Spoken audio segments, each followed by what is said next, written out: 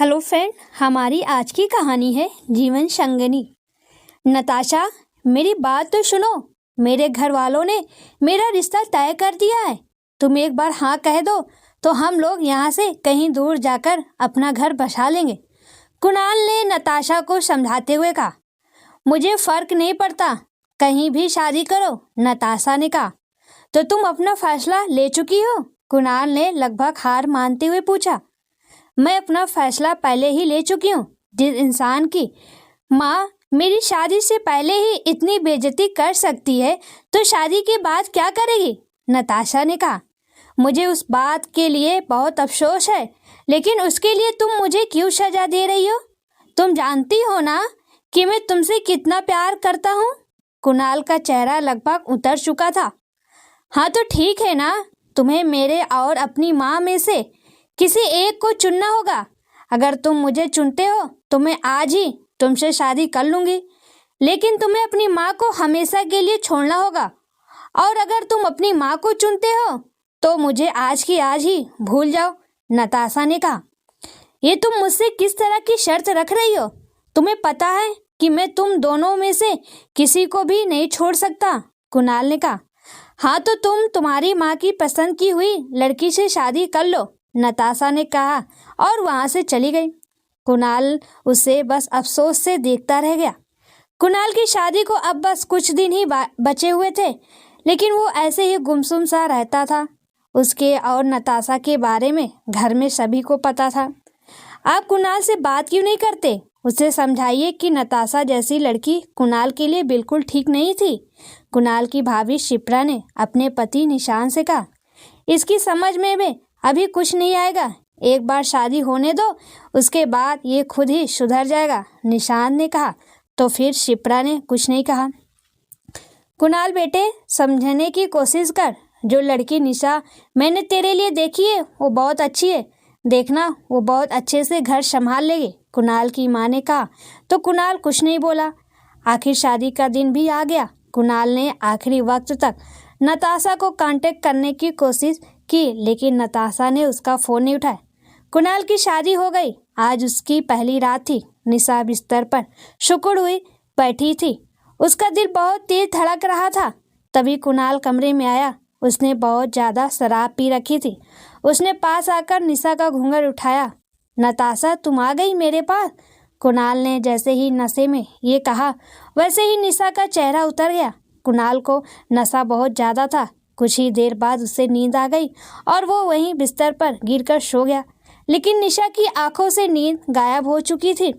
अगले दिन कुणाल पड़ा हुआ सो रहा था। निशा उसके लिए चाय लेकर आई। उठ जाइए, निशा ने धीरे से कहा। कुणाल ने उठकर उसे देखा। क्या बात है, बोलो, कुणाल ने पूछा। मैं आपके लिए चाय लाई थी, उसने धीरे से कहा। ले जाओ ये चाय, मुझे जरूरत नहीं है, कुणाल ने कहा। लेकिन आप चाय ले लेंगे तो आपको काफ़ी हद तक अच्छा महसूस होगा, निशा ने कहा। तुम्हें एक बात समझ नहीं आती है क्या? ये चाय ले जाओ यहाँ से, और हाँ, आगे से भी मेरे लिए कुछ मत लेकर आना, कुणाल ने गुस्से में कहा। तो निशा चुपचाप वहाँ से चली गई। उसकी आंखों में कुछ आंसू आ गए थे। निशा वापस किचन में आ गई। तुम्हें क्या हुआ है? ऐसा चेहरा क्यों बना रखा है? शिप्रा ने निशा से पूछा। कुछ नहीं दीदी, बस आज मेरी आंखें कुछ दुख रही है, निशा ने झूठ बोल दिया। मैं अभी आती हूँ दीदी, ये कहकर निशा वहाँ से जाने लगी। निशा रुको, शिप्रा ने कहा। तो निशा वहीं रुक गई। क्या बात हुई है, मुझे बताओ, शिप्रा ने जोर की दिया। दीदी, ये नताशा कौन है? निशा ने पूछा। तो शिप्रा कुछ देर के लिए चुप हो गई। फिर गहरी सांस लेकर शिप्रा ने निशा को सब बता दिया। तो जब कुणाल जी और वो नताशा शादी करना चाहते थे तो प्रॉब्लम ही क्या थी? निशा ने पूछा। वो लड़की किसी भी तरह से कुणाल के लिए सही नहीं थी।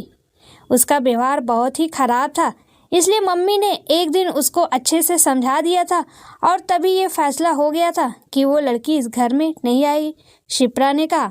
ओ, ये बात थी, निशा ने धीरे से कहा। अब तुम्हें इस घर के साथ साथ कुणाल को भी संभालना है, शिप्रा ने कहा। जी दीदी, मैं अपनी तरफ से पूरी कोशिश करूँगी, निशा ने कहा।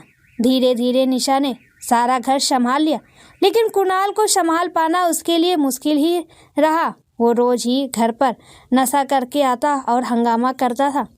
एक दिन कुणाल ऑफिस में ही था कि तभी उसके पास एक अनजान नंबर से कॉल आई। कुणाल ने फ़ोन उठाया तो दूसरी तरफ नताशा थी। हाय कुणाल, मुझे भूले तो नहीं हो ना? नताशा ने पूछा।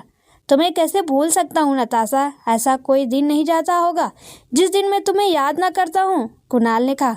मुझे भी तुम्हारी बहुत याद आती है। मैंने उस दिन बहुत ज़्यादा गलती की जो तुम्हें छोड़ दी, नताशा ने लगभग रोते हुए कहा। तुम रो क्यों रही हो? कहाँ हो तुम? मैं वहीं आ रहा हूँ, कुणाल ने कहा और तुरंत ऑफिस से वहाँ के लिए निकल गया। कुछ देर बाद कुणाल और नताशा दोनों के स्थान पर बैठे हुए थे। नताशा की आंखों में अब भी आंसू थे। प्लीज़ तुम रो मत करो, बताओ क्या हुआ, क्यों परेशान हो? कुणाल ने भी परेशान होते हुए पूछा। पापा को कैंसर है, नताशा ने कहा। क्या? कुणाल के मुंह से निकला। हाँ, मैं बहुत परेशान हूँ। डॉक्टर ने ऑपरेशन के लिए 5 लाख रुपए अभी मांगे, लेकिन हमारे पास तो 1 फुटी कौड़ी भी नहीं बची है, नताशा ने रोते हुए कहा। तुम परेशान न हो, मैं पैसों का इंतजाम करूँगा, कुणाल ने कहा। क्या सच में? नताशा ने खुश होते हुए कहा। मैं तुम्हारे लिए सब कुछ कर सकता हूँ, कुणाल ने कहा। अगले दिन घर पर हंगामा मचा हुआ था। कुणाल, तुमने ऑफिस से 5 लाख रुपए लिए, मुझे उसका हिसाब चाहिए, निशात ने गुस्से में कहा। भैया, आप भी तो कभी कभी ऑफिस से पैसे ले लेते हो, तब मैं तो नहीं पूछता आपसे कुछ, कुणाल ने भी कह दिया। मेरे लिए हुए सारे पैसों का हिसाब क्लियर रहता है, निशात ने कहा।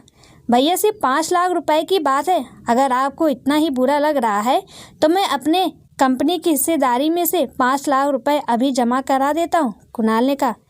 तुम्हारी हिस्सेदारी? किस हिस्सेदारी की बात कर रहे हो तुम? अगर कंपनी की बात करें तो इसमें 80% मेरा ही हिस्सेदारी है, और अगर तुम्हारा लिया हुआ अब तक का पैसा भी जोड़ा जाए तो तुम्हारा इस कंपनी में कोई हिस्सा नहीं बचता है, निशात ने कहा। ये तुम दोनों किस बात पर झगड़ा कर रहे हो? ऐसे भी कोई झगड़ता है? उसकी माँ ने गुस्सा करते हुए कहा। माँ, तुम्हें देखो ना कि भैया सिर्फ 5 लाख रुपए के ऊपर मुझसे झगड़ा कर रहे हैं, कुणाल ने अपनी माँ से कहा। माँ, जरा इससे पूछो कि इसने वो 5 लाख रुपए किसे दिए हैं, निशात ने कहा तो माँ ने कुणाल की तरफ देखा। वो माँ, बस किसी को बहुत ज़रूरत पड़ गई थी इसलिए वहाँ देने पड़े, कुणाल ने थोड़ा अटकटे हुए कहा। जिसे तुमने दिए हैं वो सालों से तुम्हारे पैसों पर ऐसे ही ऐश काट रही है। निशांत को अब गुस्सा आ गया था। तुम किसकी बात कर रहे हो? माँ की समझ में अभी भी कुछ नहीं आया था। उसी नताशा की जिसके पीछे ये अभी भी पागल हो रहा है। निशांत ने एक नज़र शिप्रा और निशा पर डाली। तुझे कुछ शर्म है या नहीं? घर में बहू है फिर भी उसके पीछे पागल है। कितनी बार बोलूं कि वो लड़की ठीक नहीं है, मैंने एक ही नज़र में उसे पहचान लिया था, माँ ने कहा। माँ, वो बहुत अच्छी और समझदार है, गलत तो आप लोग हो। आपने ही मेरा रिश्ता वहाँ से तुड़वाकर इस लड़की के साथ कर दिया जिसे मैं पसंद नहीं करता, कुणाल ने गुस्से में कह दिया। निशा की आंखों में आंसू आ गए थे। शिप्रा ने उसे देखा। तुम अंदर चलो, वैसे भी इन भाइयों में से ऐसे ही लड़ाई हो जाती है और फिर ये दोनों ठीक हो जाते हैं, और कुणाल की बातों पर ध्यान मत दो, शिप्रा ने उसके आंसू पोंछते हुए कहा और फिर निशा को जबरदस्ती अंदर ले गई। बहुत हो गई तुम्हारी बकवास, अब तुम निकलो यहाँ से, निशांत ने कहा। मैं क्यों जाऊँ यहाँ से? ये घर मेरा भी तो है, कुणाल ने कहा। किस घर की बात कर रहे हो? तुम शायद भूल रहे हो कि ये घर भी उसी कंपनी के दायरे में आता है, इसलिए अब अपना सामान समेटो और निकलो मेरे घर से, निशांत ने कहा तो कुणाल गुस्से में अपने कमरे में चला गया और अपना सामान पैक करने लगा। मैं भी आपके साथ चल रही हूँ, निशा ने कहा। तुम मेरी कुछ नहीं लगती, मुझे तुम्हें कहीं नहीं ले जाना है, कुणाल ने कहा। आप शायद ये भूल रहे कि मैं आपकी पत्नी हूँ, आपकी जीवन संगिनी हूँ। आप 7 फेरे लेकर मुझे यहाँ लाए थे, तो मेरा ये हक है कि जहाँ भी आप जाएंगे मैं भी आपके साथ चलूँगी, निशा ने कहा तो कुणाल फिर कुछ नहीं कह पाया। दोनों जाने के लिए बाहर आ गए और सामान एक गाड़ी में रखा जाने लगा। निशा, ये तुम क्या कह रही हो? तुम क्यों यहाँ से जा रही हो? शिप्रा ने पूछा। दीदी, जहाँ भी मेरे पति रहेंगे वहीं मेरा घर होगा और आप चिंता ना कीजिए, मैं इन्हें अच्छे से संभाल लूँगी, निशा ने कहा। कुणाल ने अपने एक दोस्त से बात कर ली थी और उसने फ़िलहाल उनके रहने के लिए एक छोटे से घर का इंतज़ाम करवा दिया था। निशा ने वहाँ थोड़ी साफ़ सफाई करके थोड़ा सामान सेट कर दिया। जय बाज़ार से कुछ ले आइए, मुझे खाना तैयार करना है, निशा ने कहा। तुम्हें जाना है तो जाओ, मैं अपनी नताशा के पास जा रहा हूँ, कुणाल ने कहा। ठीक है, तो मैं भी आपके साथ चलती हूँ, निशा ने कहा। तुम मेरे साथ क्यों जाओगी? तुम्हारा इन सब से क्या मतलब? कुणाल ने कुछ गुस्सा सा करते हुए कहा। अरे अभी कुछ समय पहले ही तो मैंने तुम्हें बताया था कि मैं तुम्हारी पत्नी हूँ, तो मेरा ये फर्ज बनता है, निशा ने कहा। तुम ऐसे नहीं मानोगी। सबसे पहले मैं तुम्हारा हिसाब करता हूँ। आज की आज मैं तलाक के पेपर तैयार करवाता हूँ, कुणाल ने कहा और गुस्से में वहाँ से चला गया। उसके जाने के बाद निशा ने एक गहरी सांस ली और अपने काम में लग गई। कुणाल वहाँ से गुस्से में तो आ गया था, लेकिन उसका कोई ठिकाना नहीं था। कुछ सोचकर उसने नताशा को फ़ोन लगाया, लेकिन 2-3 बार मिलाने पर भी बस घंटी ही जाती रही। किसी ने फ़ोन नहीं उठाया। कुणाल को और भी गुस्सा आ गया था। वो वहाँ से नताशा से मिलने उसके रूम पे पहुँच गया, तो वहाँ से पता चला कि नताशा ने वह कमरा अभी 2 दिन पहले ही छोड़ दिया है। हार कर कुणाल वापस आ गया। ले आया आप तलाक के पेपर? निशा ने पूछा। देखो, इस वक्त मेरा बहुत ज़्यादा दिमाग ख़राब है।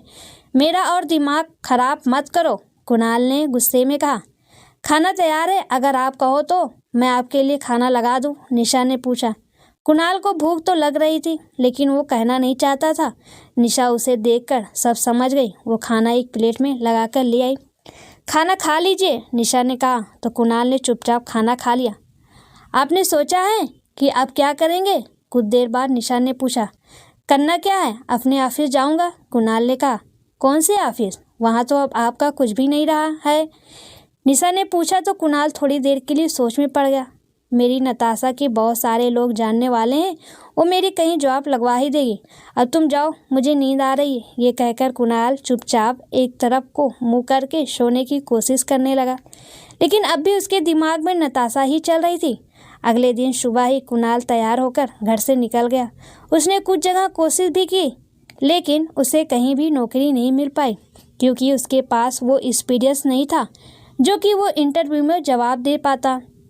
इसके अलावा नताशा का भी कुछ अता पता नहीं था। शाम को वो फिर से पीने चला गया। रात को कुणाल घर पर पहुंचा। उसे बहुत ज़्यादा नशा हो रखा था। आप आज भी पीकर आए हैं? मैंने आपको मना किया था ना, निशा ने कुणाल को देखते हुए कहा। देखो, मुझ पर हुप चलाने की ज़रूरत नहीं है, कुणाल ने थोड़ी ऊंची आवाज़ में कहा। बस बहुत हो गया आपका ये नाटक। चलिए यहाँ से बाहर चलिए। जब नशा उतर जाए तो मुझे आवाज़ दे देना, मैं दरवाज़ा खोल दूंगी। ये कहकर निशा ने कुणाल को बाहर करके दरवाज़ा बंद कर लिया। कुणाल कुछ देर दरवाज़ा पीटता रहा और फिर कुछ देर बाद वहीं चित हो गया। थोड़ी देर बाद निशा उसे सहारा देकर अंदर ले आई।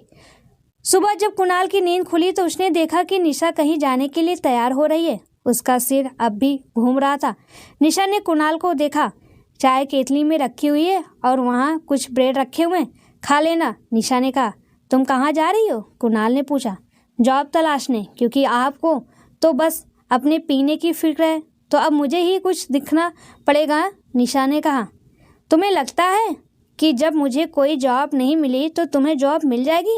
कुणाल ने पूछा। देखा जाएगा, निशा ने कहा और चली गई। शाम को जब निशा आई तो कुणाल बाहर ही टहल रहा था। उसे देखकर वो उसके पास आ गया। मुझे बहुत ज़ोरों से भूख लगी है, कुणाल ने कहा। मुझे पता था, इसलिए मैं आपके लिए बाहर से आपके पसंदीदा छोले भटूरे लाई हूँ, निशा ने मुस्कुराते हुए कहा। तो कुणाल ने जल्दी से निशा से वो पैकेट ले लिया और खाने लगा। मुझे जॉब मिल गई है, निशा ने कहा। तो कुणाल उससे चौंक कर देखने लगा। आप क्या सोचते हो कि मैं ऐसे ही कोई अनपढ़ हूँ? मैंने MBA किया हुआ है, वो भी फाइनेंस से, निशा ने कहा। तो कुणाल को बहुत आश्चर्य हुआ। अब कुछ दिन आप घर संभालना और बाहर का काम मैं देखूंगी, निशा ने कहा। तो कुणाल बस चुप सा रहा। डोंट वरी, मैं आपके लिए खाना तैयार करके जाया करूंगी ताकि आपको मेरे पीछे भूखा ना रहना पड़े, निशा ने मुस्कुराते हुए कहा। निशा को जॉब करते करते 1 हफ्ता गुजर चुका था। कुणाल को कुछ कुछ अकल आ गई थी, लेकिन अभी भी उसके दिमाग से नताशा नहीं निकली थी। आज भी वो अपना पर्स देख रहा था, तो अचानक ही उस पर्स में से नताशा की तस्वीर निकलकर नीचे जा गिरी। कुणाल कुछ देर तक उस तस्वीर को देखता रहा और फिर घर से निकल गया। शाम को जब वो नशे की हालत में घर आया तो उसने निशा को देखा, जिसे उस वक्त बहुत ज़्यादा गुस्सा आ रहा था। मैं वो, कुणाल ने कहा। तो निशा ने उसके हाथ से बोतल लेकर बाहर फेंक दी। आप अभी भी उस नताशा के पीछे पागल है ना? आइए मेरे साथ चलिए, मैं आपको उसकी असलियत दिखाती हूँ। ये कहकर निशा कुणाल को लेकर एक क्लब में चली गई। वहाँ नताशा किसी के साथ बैठी हुई गप्पे लड़ा रही थी। जाइए मिल लीजिए अपनी नताशा से, मैं घर जा रही हूँ, निशा ने कहा और वह वहाँ से चली गई। नताशा को देखकर कुणाल का सारा नशा उतर गया था। वो सीधा नताशा के पास पहुंचा। नताशा, मैंने तुम्हें कहाँ कहाँ नहीं ढूंढा। तुम्हें पता भी है कि इस वक्त मैं कितनी बुरी हालत में हूँ। मुझे घर से निकाल दिया है, कुणाल ने कहा। तुम कौन हो? नताशा ने कुणाल से अनजान बनते हुए पूछा। तुम मुझे नहीं जानती या अनजान बनने की कोशिश कर रही हो? कुणाल ने कहा। अजीब आदमी हो, मैं तुम्हें जानती तक नहीं और तुम मेरे पीछे ही पड़े जा रहे हो, नताशा ने कहा। ए मिस्टर, तुम्हारी प्रॉब्लम क्या है? नताशा के साथ वाले लड़के ने पूछा। ये मेरी गर्लफ्रेंड है, कुणाल ने कहा। तुम्हारी गर्लफ्रेंड? कभी तुमने देखा है खुद को? या तुम्हारी नहीं, मेरी गर्लफ्रेंड है, उस लड़के ने कहा। पता नहीं कहाँ कहाँ से ऐसे लोग आ जाते हैं। ऐसे लोगों को तो क्लब में घुसने ही नहीं देना चाहिए, नताशा ने मुंह बनाते हुए कहा। तुम धोखेबाज, तुमने मुझसे इतने रुपए ले लिए और अब बातें बना रही हो, कुणाल ने उस पर झपटा सा मारते हुए कहा कि तभी उस लड़के ने कुणाल के 2-3 थप्पड़ रख दिए और फिर क्लब के गार्ड्स ने उसे क्लब से धक्के मारकर निकाल दिया। कुणाल ने अफसोस से पीछे देखा और फिर घर की तरफ चल दिया। उसे खुद पर बहुत शर्म आ रही थी। घर पहुंचकर उसने दरवाज़ा खटखटाया तो निशा ने दरवाज़ा खोला। आ गया, चलिए आ जाइए अंदर, निशा ने कहा। मुझे माफ़ कर दो निशा, मैंने कुणाल कुछ और भी बोलना चाहता था कि तभी निशा ने उसे चुप करा दिया। मुझे पता है कि आपको अब सब पता चल ही गया होगा। मैं जहाँ जॉब करती हूँ वहाँ से मुझे नताशा के बारे में पता लगा था, क्योंकि एक दिन नताशा वहाँ इंटरव्यू देने के लिए आई थी, निशा ने उसकी चोटों पर मरहम लगाते हुए कहा। अगले दिन सुबह ही उनके घर के दरवाजे पर दस्तक हुई तो कुणाल ने दरवाज़ा खोला और देखा कि उसके भाई भाभी माँ सब बाहर खड़े हैं। घर चलने का वक्त आ गया है, निशांत ने मुस्कुराते हुए कहा।